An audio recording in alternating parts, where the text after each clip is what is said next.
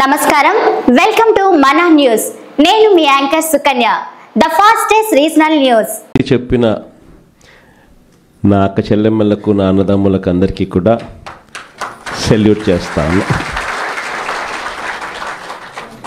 ఎందుకంటే ఈరోజు మనము యుద్ధ వాతావరణంలో ఈరోజు ఆంధ్ర రాష్ట్రంలో ప్రజలు బ్రతుకుతూ ఉన్న పరిస్థితులు కనిపిస్తూ ఉన్నాయి. ఇలాంటి దుర్మార్గమైన పాలన, రెడ్ బుక్ పాలన బహుశా ఎప్పుడు కూడా ఆంధ్ర రాష్ట్రంలో గతంలో ఎప్పుడు చూసి ఉండదు. అలాంటి పరిస్థితుల మధ్య ప్రజాస్వామ్యాన్ని ఖూనీ చేయడం అంత సులువు కాదు. ప్రజల్లో వ్యతిరేకతను గొంతు పట్టుకొని నలపడం అంత సులభం కాదు. ఇచ్చిన మాటను, మేనిఫెస్టోలో చెప్పిన మాటలను నిలబెట్టుకోకపోతే నీ తోల్ తీస్తాం అని చెప్పగలిగిన సత్తా వైఎస్ఆర్సీపీకి ప్రతి గ్రామం నుంచి ఆ కార్యకర్త లేస్తాడు అని చెప్పి చాటి చెప్పాం. మీ తెగువకు మరొకసారి సెల్యూట్ చేస్తూ అడుగులు కార్యక్రమాన్ని ముందుకు తీసుకొని పోతా ఉన్నాం. ఆశ్చర్యం కలిగించే విషయాలు, ఎందుకనంటే ఎక్కడ కూడా ఈ జరిగే ఈ ఎన్నికల్లో తెలుగుదేశం పార్టీకి ఎక్కడ కూడా బలం లేదు. ప్రజలు ఓట్లు వేసిన పరిస్థితుల మధ్య వైఎస్ఆర్ కాంగ్రెస్ పార్టీ జెండా మీద, వైఎస్ఆర్ కాంగ్రెస్ పార్టీ గుర్తు మీద గెలిచిన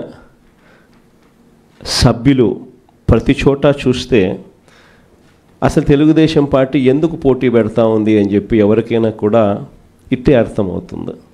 ఇక తిరుపతి రూరల్కి సంబంధించి చంద్రగిరి నియోజకవర్గంలో, అంటే చంద్రబాబు నాయుడు సొంత నియోజకవర్గం, చంద్రబాబు నాయుడు ఇల్లు ఎక్కడుందంటే ఇక్కడే, ఇదే చంద్రగిరి నియోజకవర్గంలోనే చంద్రబాబు నాయుడు ఇల్లు. ఆయన మొట్టమొదటిసారిగా చంద్రబాబు నాయుడు గెలిచిందే ఇక్కడే, మళ్ళీ ఓడిపోయింది కూడా ఇక్కడే. అక్కడ బీసీలు డామినెంట్గా ఉన్న ఆ ఏరియాలో బీసీలకు ఇచ్చి సామాజిక వర్గాన్ని పైకి తీసుకొని రావాలి అని చెప్పి ఎవరైనా చూస్తారు. కానీ అక్కడ బీసీలు ఎక్కువగా ఉన్నారు, వాళ్ళల్లో ఆర్థిక స్థితిగతులు సరిగ్గా ఉండవు. కాబట్టి ఈయనైతే ఆర్థికంగా సౌండ్గా ఉంటాడు, బీసీలను ఎప్పుడూ కూడా తొక్కి పెట్టచ్చు అని చెప్పి అక్కడికి పోయి అక్కడ పాగా వేసినాడు. నిజంగా ఏ తెలుగుదేశం కార్యకర్త కూడా ఇళ్ళకి వెళ్ళి వాళ్ళ గ్రామాలలో వాళ్ళు తిరుగుతూ వాళ్ళ గ్రామాలలో ఉన్న ప్రజల ఇళ్ళకు వెళ్ళి బాగున్నారా మీరు అని పలకరించే ధైర్యం చంద్రబాబు నాయుడు గారికి సంబంధించిన ఏ కార్యకర్తకు లేదు.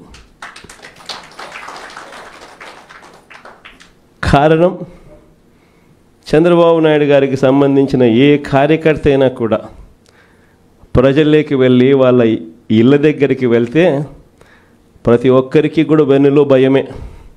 చివరికైతే నా అక్క చెల్లెమ్మలందరూ పొద్దుటూరు నుంచి ఎదురు చూస్తూ ఉన్నారు, కడప నుంచి ఎదురు చూస్తూ ఉన్నారు.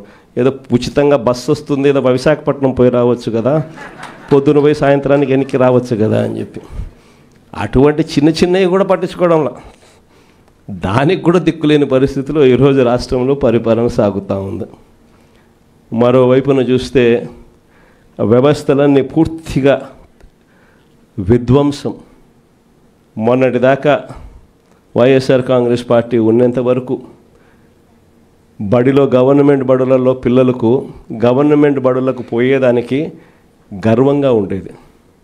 గవర్నమెంట్ బడులలో మన పిల్లలను చదివించేటప్పుడు మనం గర్వంగా చెప్పుకునే పరిస్థితి నుంచి ఈరోజు గవర్నమెంట్ బడులలో అప్పట్లో నో వేకెన్సీ బోర్డ్స్ నుంచి ఈరోజు గవర్నమెంట్ బడికి పంపించారంటే తల్లిదండ్రులు హెసిటేట్ చేసే పరిస్థితులకి మళ్ళీ స్కూళ్ళు నాశనమైన పరిస్థితులు కూడా ఇప్పుడే చూస్తూ ఉన్నాం. వైద్య రంగం ఇంకా దారుణంగా తయారైపోయింది.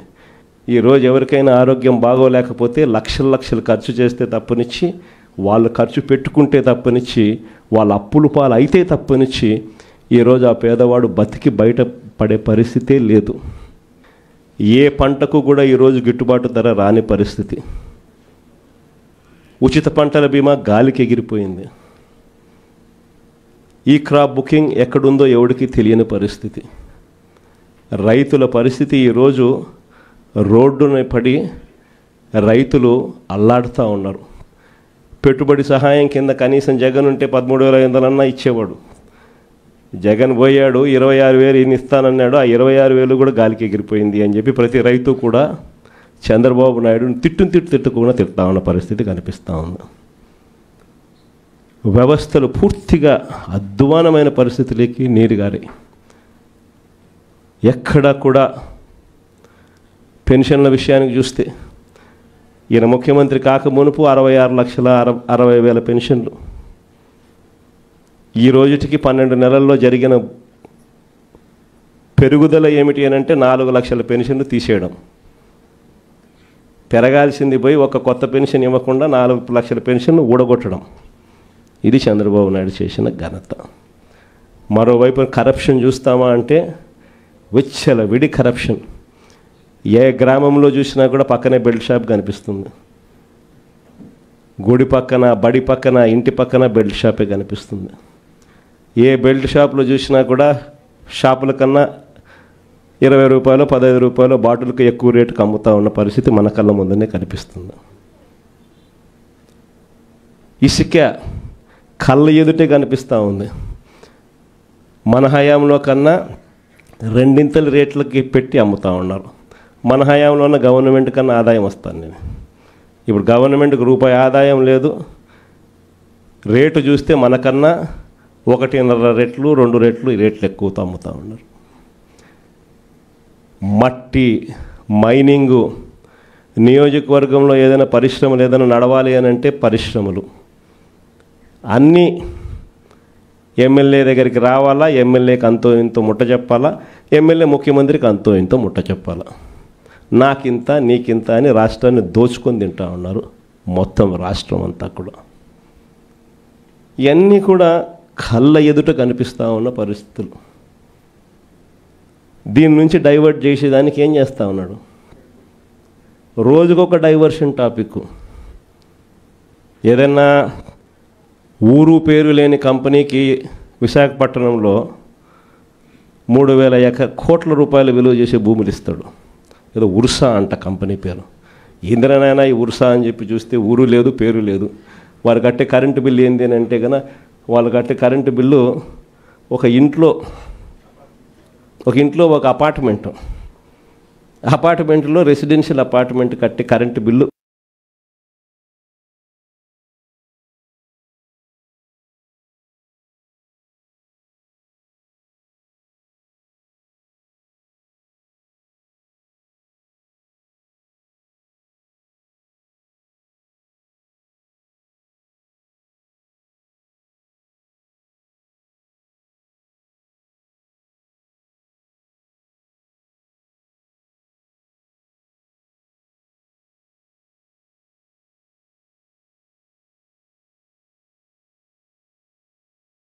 ఈరోజు ఇక్కడికి వచ్చిన తెగు అంటే ఏమిటి, వైఎస్ఆర్ కాంగ్రెస్ పార్టీకి సంబంధించిన కార్యకర్తల్లో తెగు అంటే ఎలా ఉంటుంది అని చెప్పి రాష్ట్రానికి ఇలాంటి దుర్మార్గమైన పాలన, రెడ్ బుక్ పాలన బహుశా ఎప్పుడు కూడా ఆంధ్ర రాష్ట్రంలో గతంలో ఎప్పుడు చూసి ఉండదు. అలాంటి పరిస్థితుల మధ్య ప్రజాస్వామ్యాన్ని ఖూనీ చేయడం అంత సులువు కాదు. ప్రజల్లో వ్యతిరేకతను గొంతు పట్టుకొని నలపడం అంత సులభం కాదు. ఇచ్చిన మాటను, మేనిఫెస్టోలో చెప్పిన మాటలను నిలబెట్టుకోకపోతే నీ తోలు తీస్తాం అని చెప్పగలిగిన సత్తా వైఎస్ఆర్సీపీకి ప్రతి గ్రామం నుంచి ఆ కార్యకర్త లేస్తాడు అని చెప్పి చాటి చెప్పాం. మీ తెగువకు మరొకసారి సెల్యూట్ చేస్తూ అడుగులు కార్యక్రమాన్ని ముందుకు తీసుకొని పోతా ఉన్నాం. ఆశ్చర్యం కలిగించే విషయాలు. ఎందుకనంటే ఎక్కడ కూడా ఈ జరిగే ఈ ఎన్నికల్లో తెలుగుదేశం పార్టీకి ఎక్కడ కూడా బలం లేదు.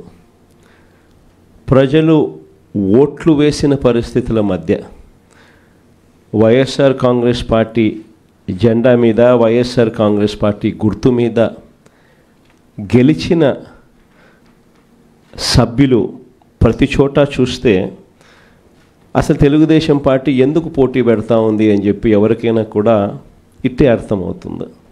ఇక తిరుపతి రూరల్కి సంబంధించి చంద్రగిరి నియోజకవర్గంలో, అంటే చంద్రబాబు నాయుడు సొంత నియోజకవర్గం, చంద్రబాబు నాయుడు ఇల్లు ఎక్కడుందంటే ఇక్కడే, ఇదే చంద్రగిరి నియోజకవర్గంలోనే చంద్రబాబు నాయుడు ఇల్లు. ఆయన మొట్టమొదటిసారిగా చంద్రబాబు నాయుడు గెలిచిందే ఇక్కడే, మళ్ళీ ఓడిపోయింది కూడా ఇక్కడే. అక్కడ బీసీలు డామినెంట్గా ఉన్న ఆ ఏరియాలో బీసీలకు ఇచ్చి సామాజిక వర్గాన్ని పైకి తీసుకొని రావాలి అని చెప్పి ఎవరైనా చూస్తారు, కానీ అక్కడ బీసీలు ఎక్కువగా ఉన్నారు, వాళ్ళల్లో ఆర్థిక స్థితిగతులు సరిగ్గా ఉండవు. కాబట్టి ఈయనైతే ఆర్థికంగా సౌండ్గా ఉంటాడు, బీసీలని ఎప్పుడూ కూడా తొక్కి పెట్టచ్చు అని చెప్పి అక్కడికి పోయి అక్కడ పాగా వేసినాడు. నిజంగా ఏ తెలుగుదేశం కార్యకర్త కూడా ఇళ్ళకి వెళ్ళి వాళ్ళ గ్రామాలలో వాళ్ళు తిరుగుతూ వాళ్ళ గ్రామాలలో ఉన్న ప్రజల ఇళ్ళకు వెళ్ళి బాగున్నారా మీరు అని పలకరించే ధైర్యం చంద్రబాబు నాయుడు గారికి సంబంధించిన ఏ కార్యకర్తకు లేదు. కారణం, చంద్రబాబు నాయుడు గారికి సంబంధించిన ఏ కార్యకర్త అయినా కూడా ప్రజల్లోకి వెళ్ళి వాళ్ళ ఇళ్ళ దగ్గరికి వెళ్తే ప్రతి ఒక్కరికి కూడా వెన్నులో భయమే. చివరికైతే నా అక్క చెల్లెమ్మలందరూ పొద్దుటూరు నుంచి ఎదురు చూస్తూ ఉన్నారు, కడప నుంచి ఎదురు చూస్తూ ఉన్నారు. ఏదో ఉచితంగా బస్సు వస్తుంది, ఏదో విశాఖపట్నం పోయి రావచ్చు కదా, పొద్దున పోయి సాయంత్రానికి వెనక్కి రావచ్చు కదా అని చెప్పి అటువంటి చిన్న చిన్నవి కూడా పట్టించుకోవడంలో దానికి కూడా దిక్కులేని పరిస్థితిలో ఈరోజు రాష్ట్రంలో పరిపాలన సాగుతూ ఉంది. మరోవైపున చూస్తే వ్యవస్థలన్నీ పూర్తిగా విధ్వంసం. మొన్నటిదాకా వైఎస్ఆర్ కాంగ్రెస్ పార్టీ ఉన్నంత వరకు గవర్నమెంట్ బడులలో పిల్లలకు గవర్నమెంట్ బడులకు పోయేదానికి గర్వంగా ఉండేది. గవర్నమెంట్ బడులలో మన పిల్లలను చదివించేటప్పుడు మనం గర్వంగా చెప్పుకునే పరిస్థితి నుంచి ఈరోజు గవర్నమెంట్ బడులలో అప్పట్లో నో వేకెన్సీ బోర్డ్స్ నుంచి ఈరోజు గవర్నమెంట్ బడికి పంపించారంటే తల్లిదండ్రులు హెసిటేట్ చేసే పరిస్థితులకి మళ్ళీ స్కూళ్ళు నాశనమైన పరిస్థితులు కూడా ఇప్పుడే చూస్తూ ఉన్నాం. వైద్య రంగం ఇంకా దారుణంగా తయారైపోయింది. ఈరోజు ఎవరికైనా ఆరోగ్యం బాగోలేకపోతే లక్షలు ఖర్చు చేస్తే తప్పనిచ్చి, వాళ్ళు ఖర్చు పెట్టుకుంటే తప్పనిచ్చి, వాళ్ళ అప్పులు పాలు అయితే తప్పనిచ్చి ఈరోజు ఆ పేదవాడు బతికి బయట పడే పరిస్థితే లేదు. ఏ పంటకు కూడా ఈరోజు గిట్టుబాటు ధర రాని పరిస్థితి. ఉచిత పంటల బీమా గాలికి ఎగిరిపోయింది. ఈ క్రాప్ బుకింగ్ ఎక్కడుందో ఎవడికి తెలియని పరిస్థితి. రైతుల పరిస్థితి ఈరోజు రోడ్డున పడి రైతులు అల్లాడుతూ ఉన్నారు. పెట్టుబడి సహాయం కింద కనీసం జగన్ ఉంటే 13,500 ఇచ్చేవాడు. జగన్ పోయాడు, 26,000 ఈయన ఇస్తానన్నాడు, ఆ 26,000 కూడా గాలికి ఎగిరిపోయింది అని చెప్పి ప్రతి రైతు కూడా చంద్రబాబు నాయుడుని తిట్టుకుండా తిడతా ఉన్న పరిస్థితి కనిపిస్తూ ఉంది. వ్యవస్థలు పూర్తిగా అధ్వానమైన పరిస్థితులకి నీరుగారాయి. ఎక్కడా కూడా పెన్షన్ల విషయానికి చూస్తే ఈయన ముఖ్యమంత్రి కాక మునుపు 66,60,000 పెన్షన్లు. ఈ రోజుటికి 12 నెలల్లో జరిగిన పెరుగుదల ఏమిటి అని అంటే 4 లక్షల పెన్షన్లు తీసేయడం. పెరగాల్సింది పోయి ఒక కొత్త పెన్షన్ ఇవ్వకుండా 4 లక్షల పెన్షన్లు ఊడగొట్టడం. ఇది చంద్రబాబు నాయుడు చేసిన ఘనత. మరోవైపు కరప్షన్ చూస్తామా అంటే విడి కరప్షన్. ఏ గ్రామంలో చూసినా కూడా పక్కనే బెల్ట్ షాప్ కనిపిస్తుంది. గుడి పక్కన, బడి పక్కన, ఇంటి పక్కన బెల్ట్ షాపే కనిపిస్తుంది. ఏ బెల్ట్ షాప్లో చూసినా కూడా షాపుల కన్నా 20 రూపాయలు 15 రూపాయలు బాటిల్కి ఎక్కువ రేటుకి అమ్ముతూ ఉన్న పరిస్థితి మన కళ్ళ ముందనే కనిపిస్తుంది. ఇసుక కళ్ళ ఎదుటే కనిపిస్తూ ఉంది. మన హయాంలో కన్నా 2 రేట్లకి పెట్టి అమ్ముతూ ఉన్నారు. మన హయాంలో ఉన్న గవర్నమెంట్ కన్నా ఆదాయం వస్తాను నేను. ఇప్పుడు గవర్నమెంట్కి రూపాయి ఆదాయం లేదు. రేటు చూస్తే మనకన్నా 1.5 రెట్లు 2 రెట్లు ఈ రేట్లు ఎక్కువతో అమ్ముతూ ఉన్నారు. మట్టి మైనింగు, నియోజకవర్గంలో ఏదైనా పరిశ్రమలు ఏదైనా నడవాలి అని అంటే పరిశ్రమలు అన్నీ ఎమ్మెల్యే దగ్గరికి రావాలా, ఎమ్మెల్యేకి అంతో ఇంతో ముట్ట చెప్పాలా, ఎమ్మెల్యే ముఖ్యమంత్రికి అంతో ఇంతో ముట్ట చెప్పాలా. నాకింత నీకింత అని రాష్ట్రాన్ని దోచుకొని తింటా ఉన్నారు మొత్తం రాష్ట్రం అంతా కూడా. ఇవన్నీ కూడా కళ్ళ ఎదుట కనిపిస్తూ ఉన్న పరిస్థితులు. దీని నుంచి డైవర్ట్ చేసేదానికి ఏం చేస్తూ ఉన్నాడు? రోజుకొక డైవర్షన్ టాపిక్. ఏదైనా ఊరు పేరు లేని కంపెనీకి విశాఖపట్నంలో 3,000 కోట్ల రూపాయలు విలువ చేసే భూములు ఇస్తాడు. ఏదో ఉర్సా అంట కంపెనీ పేరు. ఇంద్రనైనా ఈ ఉర్సా అని చెప్పి చూస్తే ఊరు లేదు, పేరు లేదు. వారు కట్టే కరెంటు బిల్లు ఏంది అని అంటే కనుక వాళ్ళు కట్టే కరెంటు బిల్లు ఒక ఇంట్లో ఒక అపార్ట్మెంట్లో రెసిడెన్షియల్ అపార్ట్మెంట్ కట్టే కరెంటు బిల్లు ఆ కంపెనీ కడతా ఉంది. పోనీ అమెరికాలో వాళ్ళ ఆఫీస్ ఏందని చెప్పి అక్కడికి పోయినారు మనోళ్ళు ఎంక్వైరీ చేయడానికి. ఆడ చూస్తే ఆడ ఒక చిన్న ఇండ్లు. ఊరు పేరు లేని ఈ కంపెనీకి 3,000 కోట్లు విలువ చేసే భూమి 99 పైసలకంట. రూపాయికి ఇడ్లీ వస్తుందో రాదో నాకు తెలియదు, కానీ చంద్రబాబు నాయుడు హయాంలో మాత్రం ఉర్సా లాంటి ఊరు పేరు లేని కంపెనీలకు 3,000 కోట్ల రూపాయలు మాత్రం డబ్బులు దోచిపెట్టి నాకింత నీకింత అని పంచుకునే కార్యక్రమం జరుగుతూ ఉంది. ఇష్టం వచ్చినట్టుగా విశాఖపట్నంలోనే మరో భూమి లూలు గ్రూప్ అంట. లూలు గ్రూపులకు, లిల్లీ గ్రూపులకు 1,500 కోట్లు 2,000 కోట్ల రూపాయలు విలువ చేసే భూములను టెండర్లు లేదు, మన్ను లేదు, పాడు లేదు, ఊరికి ఆయనకు నచ్చింది ఇచ్చేసి నాకింత నీకింత అని పంచుకుంటా ఉన్న కార్యక్రమాలు. లెఫ్ట్ రైట్ సెంటర్ రాష్ట్రాన్ని దోస్తూ ఉన్నారు. అమరావతిలో ఇవే టెండర్లు, ఇప్పుడు పిలిచిన టెండర్లు 2018లో ఇవే టెండర్లను పిలిచినప్పుడు చంద్రబాబు నాయుడు హయాంలో 5 ఏళ్ల కిందట వీటి విలువ 36,000 కోట్లు. అప్పట్లో సిమెంట్ రేటు, అప్పట్లో స్టీల్ రేటు ఇప్పటికన్నా అప్పుడే ఎక్కువ. ఇప్పుడు ఇంకా తగ్గినాయి సిమెంట్ రేటు, స్టీల్ రేట్లు. అయినా కూడా ఆ 36,000 కోట్ల విలువ ఈరోజు 78,000 కోట్లకు పెంచేసి టెండర్లు వాళ్ళకు సంబంధించిన వాళ్ళకి మాత్రమే రింగ్ ఫామ్ చేసి వాళ్ళ కాంట్రాక్టర్లకు మాత్రమే ఇచ్చుకుంటున్నారు. అంతేకాదు, ఇంతకుముందు మొబిలైజేషన్ అడ్వాన్స్ లేదు. పని చేస్తేనే ఎవడైనా గవర్నమెంట్ డబ్బిచ్చేది. ఈయన వచ్చినాక మొబిలైజేషన్ అడ్వాన్స్ అని కొత్తగా మొదలుపెట్టినాడు ఇయడం. అంటే 10% మొబిలైజేషన్ అడ్వాన్స్ ముందే ఇచ్చేస్తాడు, వాళ్ళ దగ్గర నుంచి 8% ఈయన తీసుకుంటాడు. లెఫ్ట్ రైట్ సెంటర్ రాష్ట్రాన్ని దోచేస్తూ ఉన్నారు. చేసిన అప్పులన్నీ ఎక్కడికి పోతూ ఉన్నాయి? ఎందుకు సూపర్ 6 లేవు, ఎందుకు సూపర్ 7 లేవు అని అంటే, ఎందుకు జగన్ చేయగలిగేటాడు, ఎందుకు చంద్రబాబు నాయుడు ఎందుకు చేయలేకపోతున్నాడు అని అంటే కారణం నేను ఇంతకుముందు ఎలక్షన్ అప్పుడే చెప్పిన.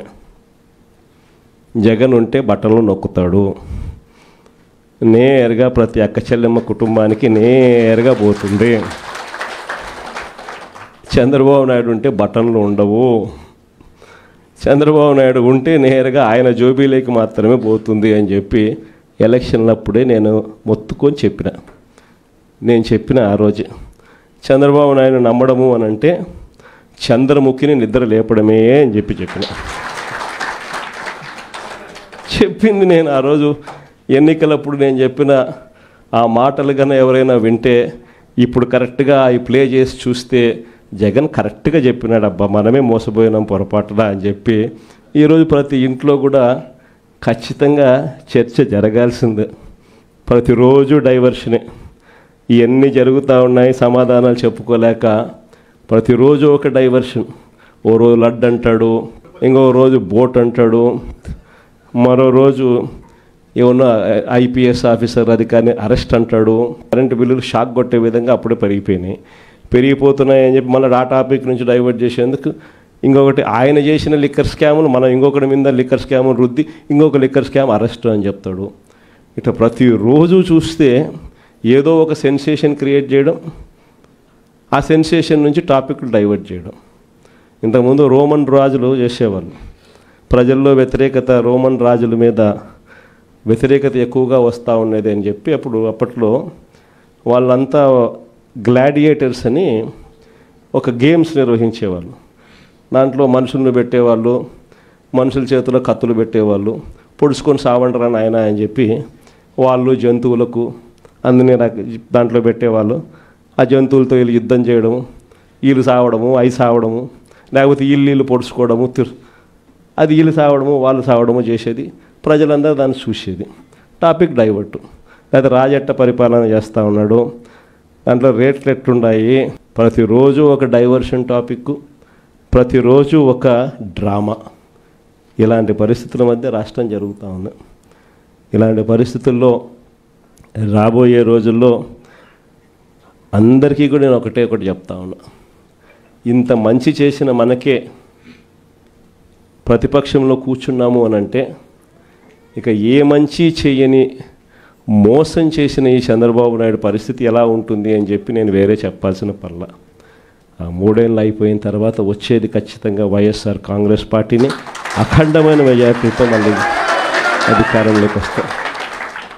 ఈసారి వచ్చిన తర్వాత మాత్రం ప్రతి కార్యకర్తకు కూడా మీ జగనన్న జగన్ 2లో తోడుగా ఉంటాడు అని మాత్రం ఖచ్చితంగా చెప్తా ఉన్నా.